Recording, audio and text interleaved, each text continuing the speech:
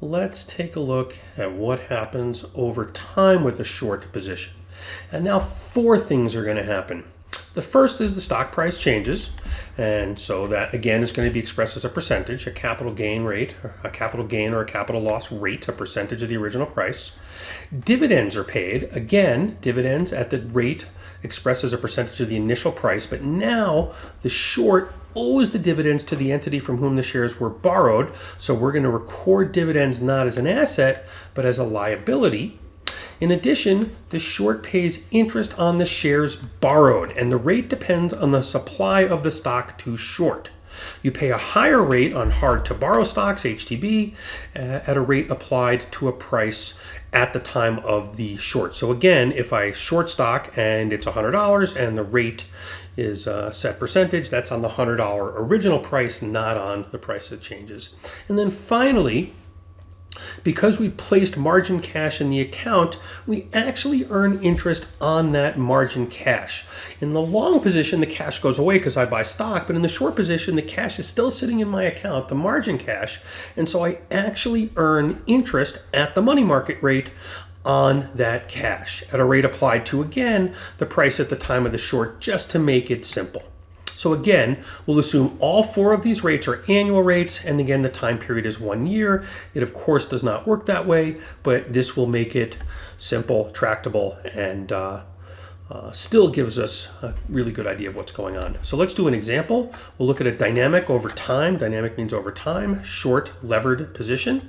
And so again, an investor puts up $50,000 in cash and sells short 1,250 shares of a $50 stock.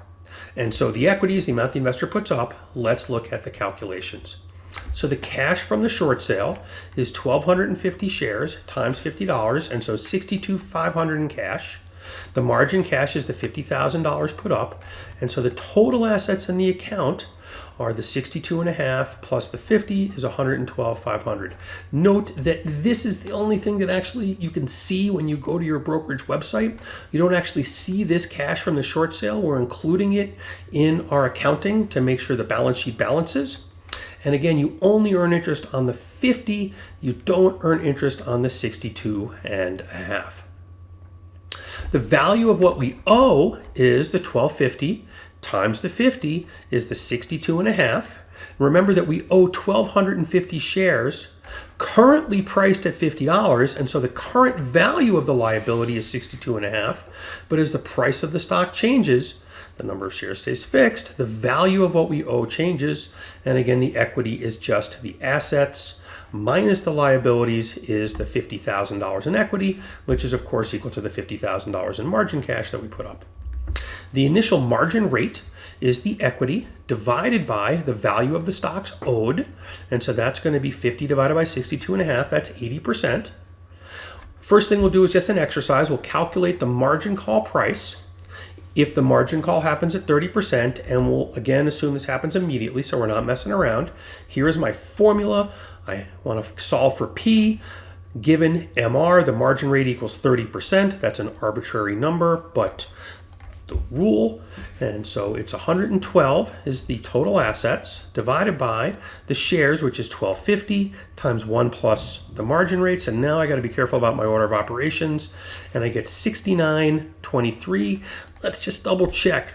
Did the price go up or down? Oh, it was a $50 stock. The price went up, so we have lost money, and so our margin rate has decreased. Okay, over the year, the stock price return, which we're going to call the capital gain yield or the cap gain rate, will be negative 10%. Okay, so the stock price is going to go down. That's good. The dividend yield will be 4%. Okay, so that means we're going to have to pay that 4%. The interest paid on the short stock is going to be 5%, and we're going to earn 2% on the margin cash. So let's calculate the assets, the liabilities, and the equity in 1 year. So how much margin cash are we going to have? Well, we had $50,000. We're earning 200 basis points or 2% on that. So we're going to have $51,000 in cash. That shows up right there. In addition, and the total assets, because the cash from the short sale hasn't changed. So that's going to be the 51 that we just calculated plus the 62.5 cash from short sale. We're going to have $113,500 as a total asset. And the only change was the extra $1,000 that we received in interest on the margin cash at the money market rate. The liabilities get a little complicated. Let's take a look. So the value of the stock owed was $50 times $12.50, but now because the stock dropped by 10%, it's only going to be 45 times $12.50, and so we're going to owe $56,250. And remember that we still owe 1,250 shares, but the value of those have gone down to 45 bucks. The dividend cash that we owe, and remember the rule is we have to pay the dividend from the entity from whom we borrowed the stock, and so we owe cash of 4%, that's the dividend rate, times the initial price, not the 45 but the 50, times the number of shares, and so we owe $2 per share times 1,250 shares, we owe 2,500 bucks in cash, so that's a liability. Now note that I could pay the cash and that would lower the margin cash.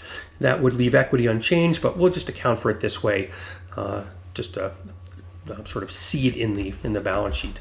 And so the total liabilities, the interest owed on the short stock is 62.5 because that was the value of the stock when we borrowed it times the 5% that we have to pay to borrow the shares. And so the amount that we actually owe on the short stock is 31.25.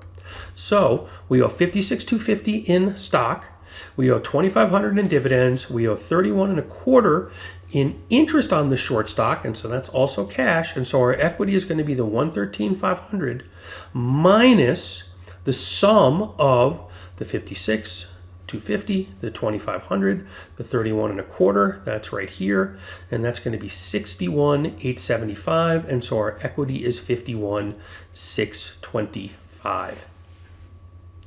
And so now we can calculate all of our returns. The total stock return over the year and the equity return over the year.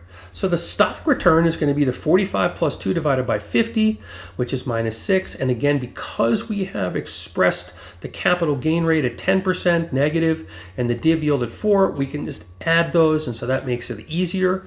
As opposed to saying the stock went down by 5 and the dividend is 2, we can just add these together, negative 10 plus 4. And so the net return on the stock was negative 6%. The return on our equity, we started at 50,000. We ended at 51,625. We earned 3.25%.